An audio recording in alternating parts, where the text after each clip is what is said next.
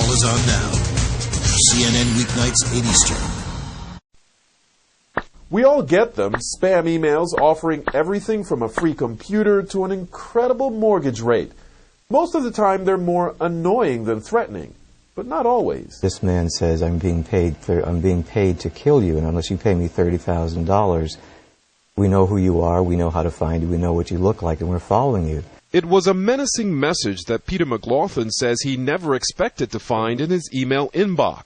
A deadly threat that begins with an apology. I'm very, very sorry for you. It's a pity that this is how your life is going to end. But I would like to give you some chance to help yourself. The emailer, describing himself as a hitman, also says, my work as I am talking to you now is just to kill you, and I have to do it as I have already been paid for that. McLaughlin then reads that a friend has put out a contract on him. But then the mystery man takes another tack, offering to call off the hit if he pays up. In the meantime, he's warned in this grammatically challenged email that, quote, as I'm writing to you now, my men are monitoring you and they're telling me everything about you. So I will like to know if you will like to live or die. Do you totally blow it off and say, okay, I'm okay. This is not real. I don't need to worry. No. Suppose in Virginia, all of the students had received this email saying, someone's going to kill you in the next few days. We just delete it? A Boston area legal secretary, McLaughlin admits he looked over his shoulder for a few days as he thought about the email's warning to always be home by 7 p.m. There was one night I was home about 7. By 7:15, the doorbell rang and I almost fell on the floor. Spooked, but a false alarm. It said, do not contact the police. Did you follow the orders?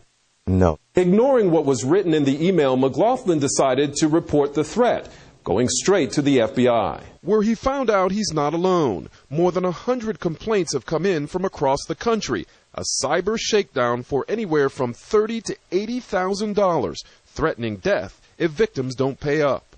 The FBI started alerting the public about the hitman scam earlier this year. Is the FBI aware at all of anyone actually falling for this, thinking that their life was in danger, and sending the money? Absolutely. The FBI says tracking suspects is difficult because this is a borderless crime believed to be originating overseas. They can basically commit these offenses from anywhere in the world. Ultimately, McLaughlin never fell for the scheme because, as the FBI points out, the email was generic, nothing specific to him, not even his address. And that, according to federal agents, is an important tip-off. When you look at that email, is this an email about me? Does this have anything that personally identifies me? Even without sending a dime, McLaughlin says he and others like him are victims of a dangerous .con. Maybe this is the next generation of terror where people come into your homes via email. And terrorize you. Just by opening an email. Dan Lothian, CNN, Boston.